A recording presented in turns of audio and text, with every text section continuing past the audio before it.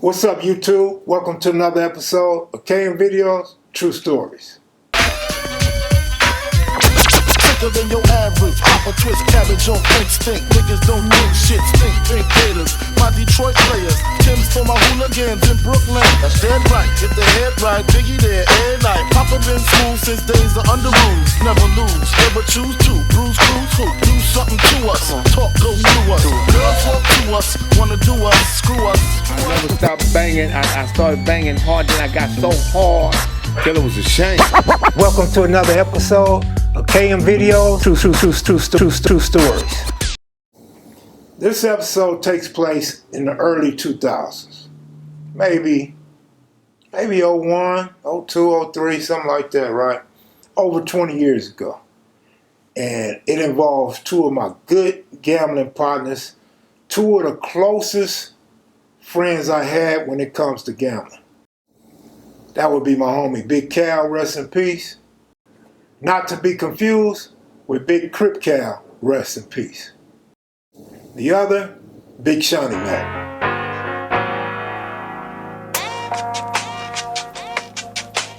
Sun went down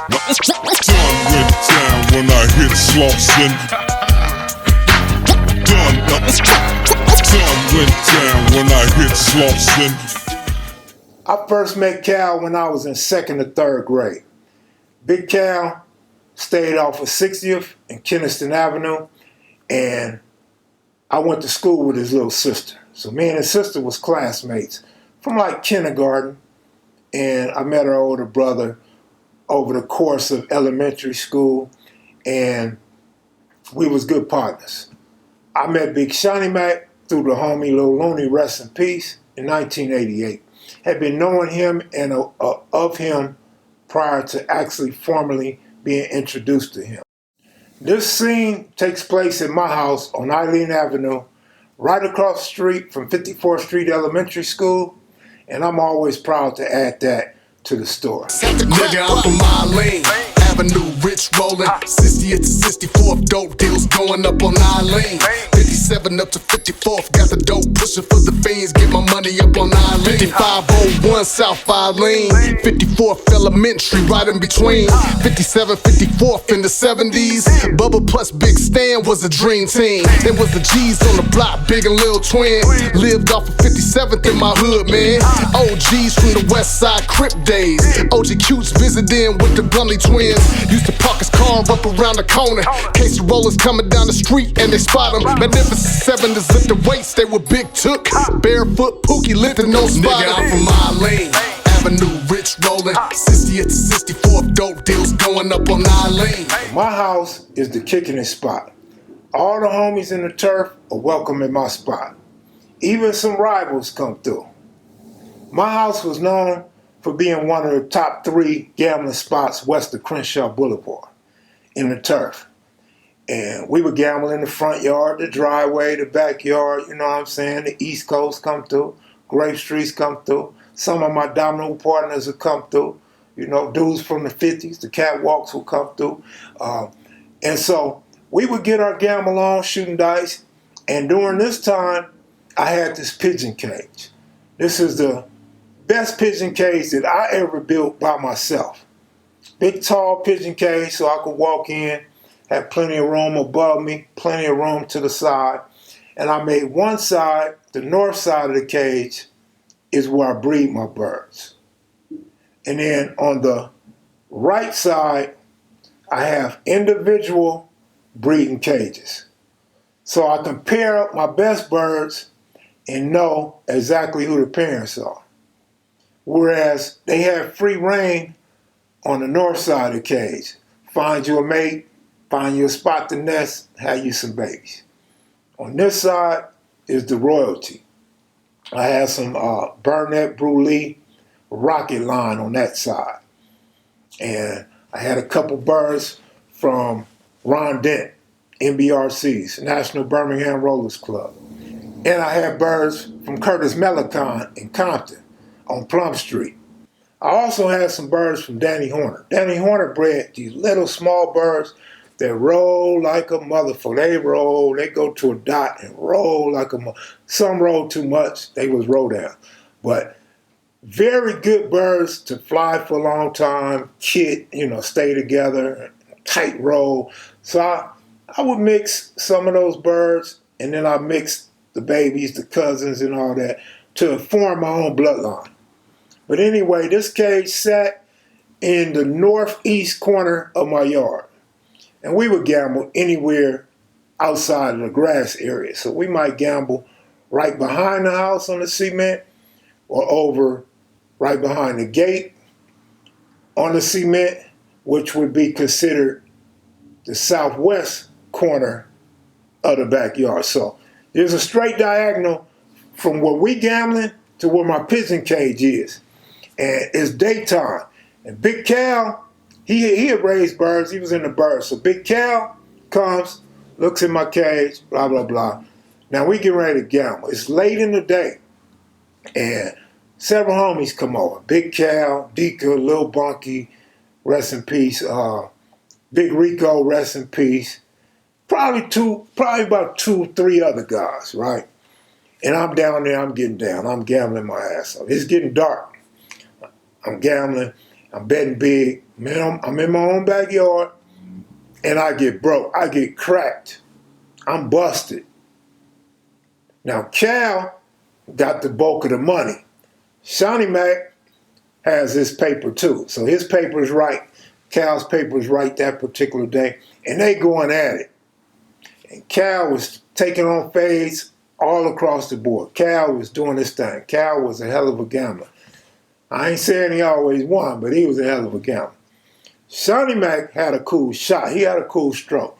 So Shawnee Mac, he didn't lose a whole lot.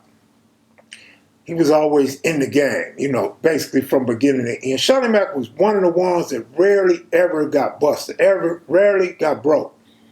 It was usually a winner, or he just lose a little bit, or he might win a little bit, right? But he was a main part of the game, as was myself, Big Cal, and several other big names from our collective community. Now, to get to the point, they down there shaking them up, shake them up, rolling. And Cal's talking big shit, because that's how Cal get down. Shawnee Mac's being quiet, because that's how Shawnee Mac is. When Shawnee Mac got something to say, he gets a little loud, a little boisterous, and his voice is impactful, and he gets his point across well. And so Cal was talking, and Cal's on a roll. Cal's hitting, and he's passing on Shawnee Mac. Shawnee Mac's losing like 100 a roll, maybe 200 a roll. So now, Shawnee Mac, like any real gambler that's a rider, you're going to get enough of a nigga talking shit and taking your money. So Shawnee Mac sitting on a crate.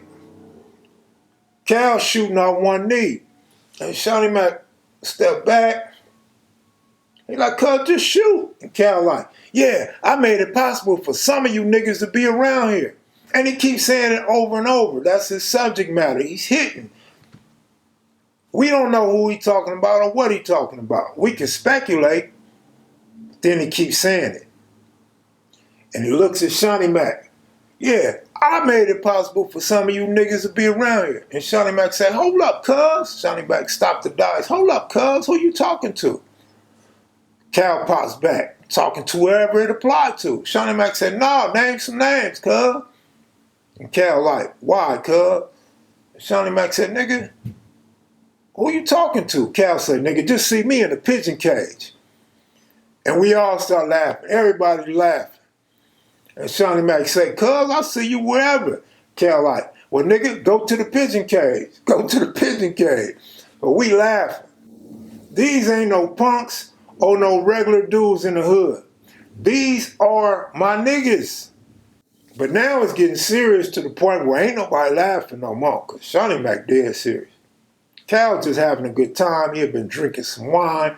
Cal's a little bit faded. And it seemed like he getting more faded and more faded as the sweat, as the wine starts to come down his face, come out of his pores and shit. And Cal was getting adamant about clowning. So Shawnee Mac calls his bluff. Like, nigga, we go to the cage. Nigga, we could do it right here. And Cal say, nigga, don't make me go get my 4-5. He ain't really, like, talking at Shawnee Mac. He's talking around the board, and he's having a good time. Shawnee Mac say, you gonna get, you what? Shawnee Mac, get up. Shawnee Mac skirt off. So now the crap game's over. And Cal wants to know, Cal Mac, what's Shawnee Mac going? What's going on? Nigga, I don't know. You was the one talking shit. So we all make our way to the front yard. So now we just hanging out. Now we on some gangbang shit. You know, we out there in front of the house. Damn near on the sidewalk. We actually on the sidewalk at the end of the driveway. Cal goes to the car. And he goes around the corner real quick, come back. But Cal is moving slow. Like I said, he had been drinking. He's tired from slapping his leg and rolling the dice and talking his shit. And Cal say, cuz, did I mess up? Was it my fault? I'm like, man, you was talking shit. He like, you think he mad? I'm like, you was talking shit. I think Truck was there. Keith Simpson, I think, was there too. And Shawnee Mac comes bending the corner and flying up the street. Cuz pull over next door, or maybe 2 houses away. Cuz pull up and he jumps out and he got this chopper. And when I see the chopper, I'm like, damn, ain't no movement, ain't no running, ain't no nothing. And you know what I'm saying? We just all standing right there. Cal standing there too. Shawnee Mac comes with the K and he sets the K on the back of the car, on the trunk. And he said, cuz, we gonna do this like hustlers. We gonna take 6 paces, like the OK Corral. We gonna take 6 paces, and nigga, get off. Whoever get off, get off. We gonna handle this shit like men. Old cowboy days. Cal like, all right. And we looking at each other, and Cal's hesitant to take the 6 paces. And we don't really know if Cal got a 4-5 or not. Cal say he got a 4-5, and he put the 4-5 in his back. This was some real gangster shit. Excuse the term, but this shit is gangster. I ain't never seen no shit like this. And this is what make KM Video True Stories so authentic. Because some of you niggas, especially you squares, you not going to believe this shit. But I ain't got no reason to lie. It's dudes that's still alive that was there. And Cal sits there. He looks a little stupid, but he ain't bowing down. His demeanor done changed, but he's with it. He's just a little hesitant. Shawnee Mac is fully with the bullshit. Shawnee Mac is fully with it. And I'm like, okay, cuz, I'm in between them. Okay, cuz, I'm finna go in the house. Cuz this is going a little too far. Somebody gonna get smoked. And these niggas standing out here, somebody gonna tell. I'm not going to be a witness to this shit. I start to make my way into the house, and Cal said, cuz, we homies. Shawnee Mac say, yeah, cuz, but you talking shit. Nigga, I want to know who you talking about. You talking about going to get a 4-5. Nigga, I'm here. Nigga, what we going to do?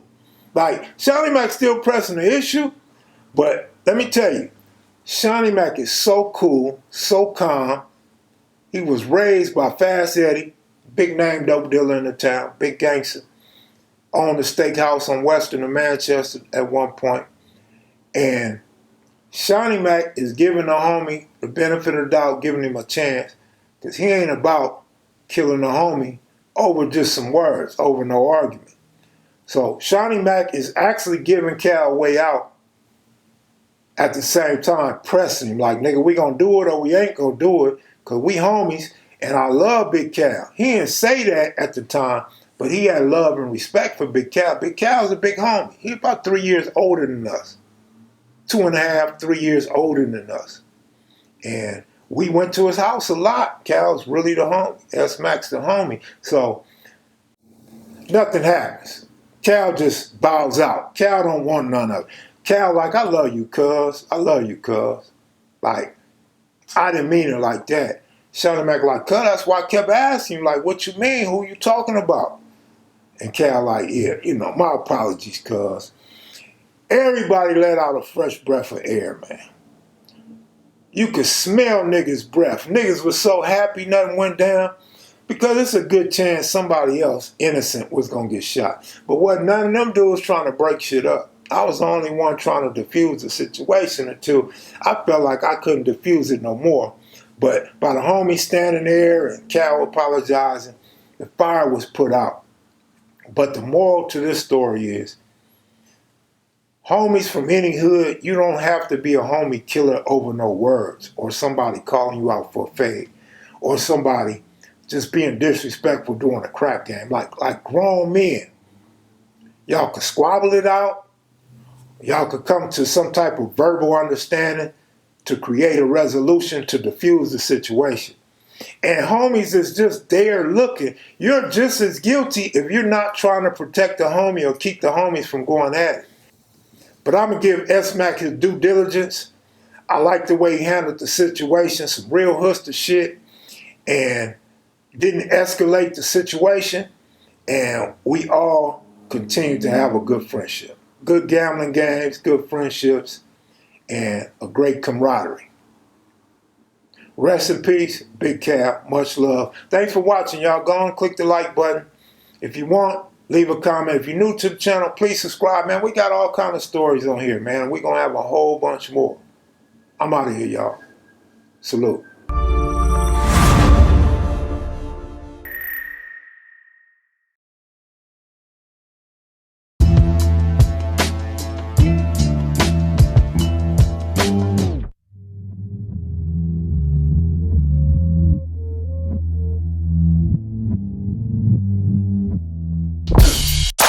This is Los